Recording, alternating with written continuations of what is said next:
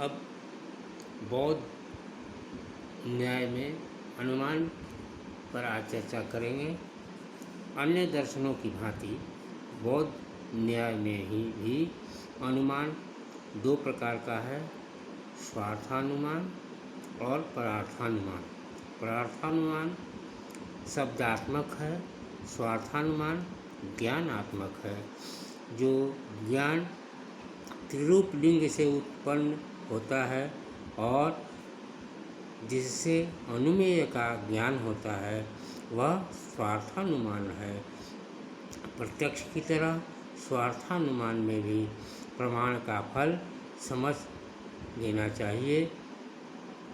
त्रिरूपा तीन प्रकार का है, लिंग का अनुमेय में होना, लिंग का सपक्ष में होना और लिंग का विपक्ष में न होना। अनुमेय वह है जिसे हम अनुमान द्वारा जानना चाहें। सपक्ष, विपक्ष और पक्ष की वही व्याख्या है जो हमने तर्क संग्रह में पढ़ी है। त्रिरूप लिंग के तीन प्रकार हैं, अनुपलब्धि, स्वरूप, स्वभाव और कार्य।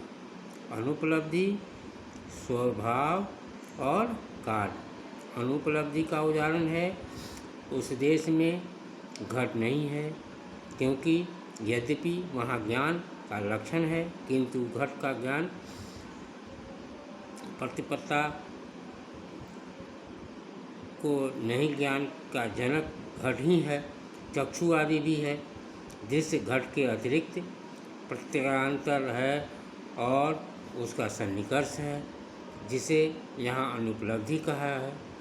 अब वह ज्ञान का अभाव नहीं है किंतु वस्तु है और उसका ज्ञान है।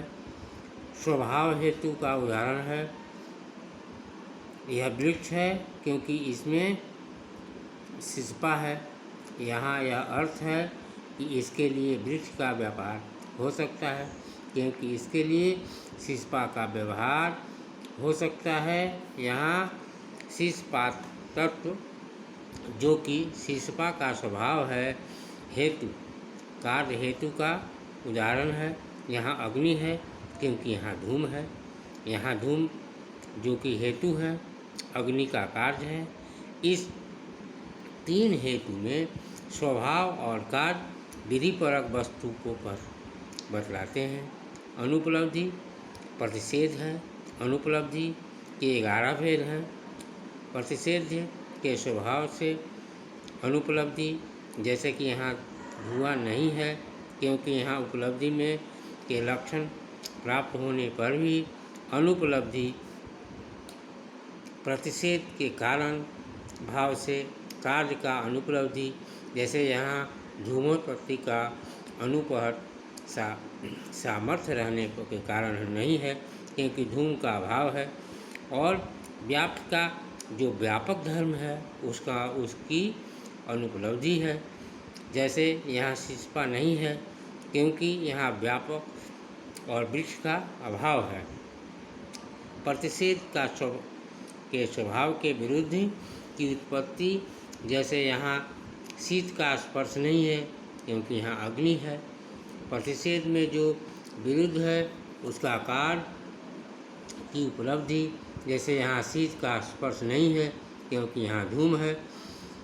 अतिषेध के जो विरुद्ध है उसे व्याप्त धर्मांतर की उपलब्धि है, जैसे उत्पन्न हुई वस्तु का नाश अवश्यंभावी है क्योंकि वह हेत्वाभास की अपेक्षा करता है। प्रतिषेध का जो कार्य है उससे जो विरुद्ध है उसकी उपलब्धि, जैसे यहाँ तुषार का स्पर्श नहीं है क्योंकि यहाँ अग्नि है। प्रतिषेध का जो व्यापक है उसके जो विरुद्ध है उसकी उपलब्धि, जैसे यहाँ तुषार स्पर्श नहीं है क्योंकि यहाँ अग्नि है। प्रतिषेध का भी जो कारण है उसकी उपलब्धि, जैसे यहाँ धूम नहीं है क्योंकि अग्नि नहीं है। और प्रतिषेध का जो कारण है उसके विरुद्ध है उसकी उपलब्धि, जैसे उसके रोमहर्ष आदि नहीं है, क्योंकि उसके पास अग्नि नहीं है। प्रतिषेध का जो कारण है उसके विरुद्ध जो है वो उसका कार्य, उसकी उपलब्धि। जैसे इस जगह पर रोम हर्षादि युक्त पुरुष नहीं है, क्योंकि यहाँ धूम है। ये सब कार्य और अनुपलब्धि आदि स्वभावानुकूल उपलब्धि में ही आ जाते हैं। और अदृश्य अनुपलब्धि, इसका अर्थ यह प्रत्यक्ष और अनुमान दोनों की निवृत्ति है। ये हम लोग अनुमान की चर्चा कर रहे थे। अब पदार्थानुमान की चर्चा करते हैं कि पदार्थानुमान द्वारा दूसरे को ज्ञान प्रतिपादित किया जाता है। यहाँ यह हेतु 3 प्रकार से कहा जा सकता है। वह धूम है, वहाँ अग्नि है, यह अन्वय है। यहाँ वहनी नहीं है और वहाँ धूम भी नहीं होगी, यह व्यतिरेक है। यहाँ वही धूम है जिसका वहनी के साथ अविनाभाव है और पक्ष धर्मत्व है। पदार्थानुमान का 2 प्रकार से प्रयोग हो सकता है, साधर्म के समान और वैधर्म के समान। साधर्म का उदाहरण है जो कृतक है और वह अनित्य है, जैसे घटादि शब्द कृतक है, अतः वे अनित्य हैं। वैधर्म का उदाहरण है जो नित्य है, वह अकृतक है तथा आकाश, किंतु शब्द कृतक है, अतः वह अनित्य है। अनुपलब्धि स्वभाव हेतु और कार्य हेतु का साधर्म और वैधर्म दोनों प्रकार का प्रयोग होता है। अनुपलब्धि का साधर्म्यमान प्रयोग, जहाँ कहीं उपलब्धि लक्षण प्राप्त दृश्य का उपलब्धि नहीं होती, वहाँ हम उसके लिए असत का व्यवहार करते हैं। दृष्टांत के लिए, जब सस विषाण आदि को जिस दृश्य के लिए हम असत व्यवहार करते हैं, हम चक्षु का विषय नहीं करते। पक्ष, ये दृष्टांत हुआ। अब पक्ष धर्म तो एक प्रदेश में हम दृश्य घट की उपलब्धि नहीं करते। साक्ष्य का साध्य का है कि अतः हम उसे असत व्यवहार योग्य कहते हैं। और स्वभाव हेतु साधर्म्यमान प्रयोग भी है और उदाहरण भी। इस तरह से हम देखते हैं कि न्यायिकों के अनुमान में 5 वाक्य माने, जबकि बौद्धों ने प्रतिज्ञा और निगमन को निकाल दिया और पक्ष धर्मत्व को एक ही बार रखा। इस प्रकार वहाँ वस्तुतः 2 ही वाक्य होते हैं, क्योंकि अन्वय और व्यतिरेक से तो एक ही बात कही जाती है। बौद्ध न्याय का एक विशेष योगदान है पक्ष विचार। पक्ष प्रत्यक्ष से निराकृत नहीं होता चाहिए। जैसे शब्द कर्णेंद्रिय का विषय नहीं है, वह अनुमान से ही निराकृत नहीं होना चाहिए।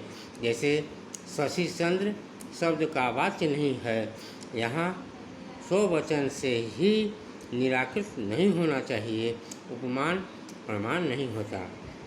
बौद्धों ने लिंग त्रिरूप माने हैं और इस त्रिस्वरूप की न्यूनता से हेत्वाभास मानते हैं। यदि हेत्वाभास का धर्म में सत न हो तो वह संदिग्ध है और वह असिद्ध हेत्वाभास है। जब किसी लिंग का विपक्ष में असत्व सिद्ध न हो तो वह अनैतिकांतिक। इस तरह विरुद्ध का भी बौद्ध न्याय में वही स्वरूप है जो न्यायिकों में है। भारतीय न्यायिकों के द्वारा किया है, दृश्यमान है। और दिंगन न्यास ने एक और ही संशय का कारण बताया है, जिसे विरुद्धा व्यभिचारी कहते हैं, किंतु धर्म कृति से उसका उल्लेख नहीं किया है। इस तरह हम देखते हैं कि बौद्ध न्याय में भी जैन न्याय की तरह हेतुओं में भेदोपभेद पर बहुत अधिक बल दिया गया है और न्यायिकों की व्याख्या उनका यह वर्णन बहुत विस्तृत है। इति।